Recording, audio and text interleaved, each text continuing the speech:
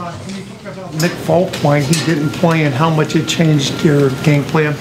He trained his squad in pregame. I found out right before we went back inside, and we knew quickly he could kick some extra points, but the field goals would have been tough. So probably anything inside the 25 or outside the 25, we're probably going to go for it. Todd, how do you assess today's game? We won. That's the biggest thing. Obviously, there were some sloppy things that we got to clean up. We got to move on to Buffalo right now. We got a short week. We got to turn it around. We got to correct it overnight. Some of the things we've seen on the field that we corrected, and it was a win. It was a good win against a gritty team, and we got to move on. You mentioned, there was some sloppiness. Do you feel fortunate to come out of here with a win today? I feel fortunate to win all the time. I mean, anytime you win, you're fortunate, so it doesn't change anything.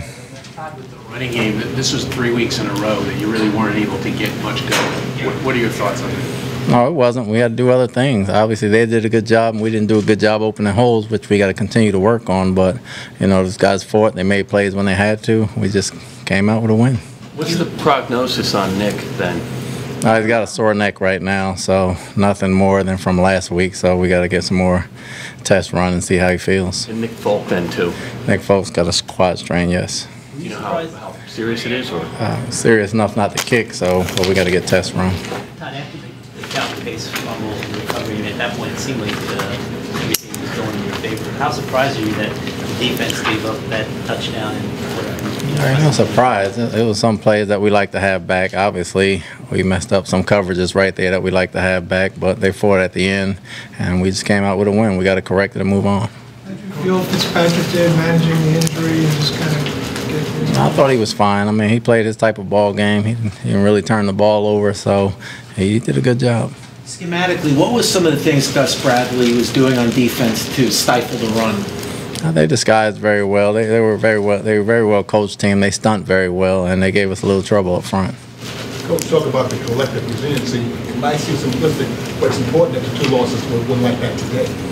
I think it builds a lot for mental toughness. I think we needed one of these type of wins just for character purposes, moving on. So we just got to fight to the end, and this game proved that. Could you, Todd, with the in the first half, with a minute and a half left, you had 3 timeouts, plenty of time, and you just basically ran it out. Why not, attack there, and try to, put some points on the board? I don't think there was much time on the clock. I think when we got the ball back, about a minute and a half, we were backed up pretty good. We thought if we got something going on first down, we'd try to open it up. We didn't get it going. Coach, as a result of the Jets punting at that point, Jaguars scored on 3 plays in less than 30 seconds. They did, and we had some busted coverages, and that's unacceptable. And it seemed like it repeated itself with about 2 minutes to go in the fourth quarter. It seemed like we had some things that some guys didn't make plays on, and we got to get better from it. Todd, obviously Cromartie was key on that last drive in the first half. What did you think of how he played before he left with the injury?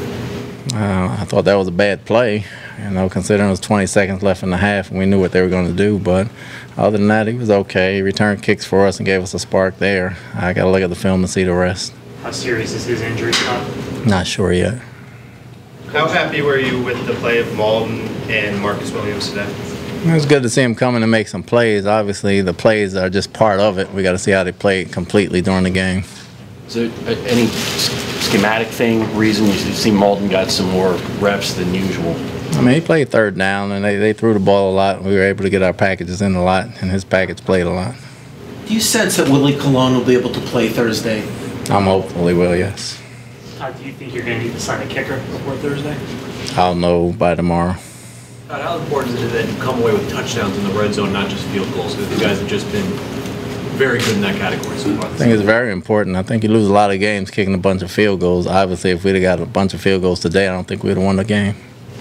Was Brandon I know he came in sort of banged up, but was he banged up in addition to them rolling coverage toward him, or was it one or the other, or both? Brandon, you're going to be banged up at this point in the season. We just play football. They did a good job with some coverages. He did a good job fighting back. So he's a warrior. He's not going to miss too much. Does Quigley do any practice PATs in practice? Yeah, he does. He does. Not as much as Nick, but he does. But for still to come in and hit 4-4 for a guy who really doesn't do that. I thought he did a heck of a job. Some of them were a little iffy here and there, but he made them all, and he got a heck of a punt off at the end. He did a good job today. We talked about the tackling all week. How did you think you guys did in that department? I thought they tackled much better. With Eric Decker is the last couple of weeks, he's really played well. Is he doing a good job taking advantage of all the attention that Brandon gets? Yeah, and not only that, Eric's a good receiver in his own right. So Eric understands the game very well, and he can play inside and outside. I just think he's doing a good job. There was a 4th and 3 in the first quarter. You were up to 7-3, and it looked like normally it might be a field goal territory. Was it because of the personnel issues, or was that something you would have done anyway, going for the touchdown, which didn't work out? No, we would have kicked the field goal, but we didn't have a field goal kicker at that point in time. Dion Bailey, what was his? He's got an ankle. He's got to get X-rays. Todd, you mentioned a short week looking forward. There's going to be a lot of attention this week, obviously paid to Rex coming back. What are your thoughts about facing him and so soon, such an important game?